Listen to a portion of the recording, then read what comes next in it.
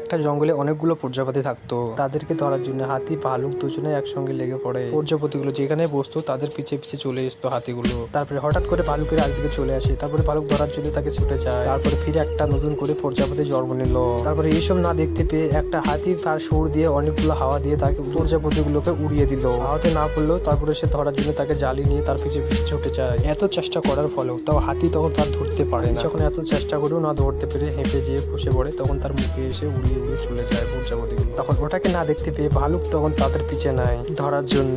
হাতি ভালুক দুজনে চেষ্টা করতে করতে হিপে যায়। বন্ধুরা আগে কি হলো ওটা আপনাকে নিশ্চয়ই দেখাবো, কিন্তু দেখার বন্ধুরা আপনারা কাকে বেশি ভালোবাসেন, মা না বাবা? মাকে ভালোবাসলে একটা লাইক করবেন, আর বাবাকে ভালোবাসলে চ্যানেলটাকে সাবস্ক্রাইব করবেন। আর আপনি যদি মাকে ভালোবাসো লাভ ইমোজি কমেন্ট করে যাবেন, আর যদি বাবাকে ভালোবাসো কমেন্টে আই লাভ বাবা লিখে যাবে। তাহলে চলো ভিডিওটা দেখে আসো। দেখে মনে হয় করো দুষ্টুমি।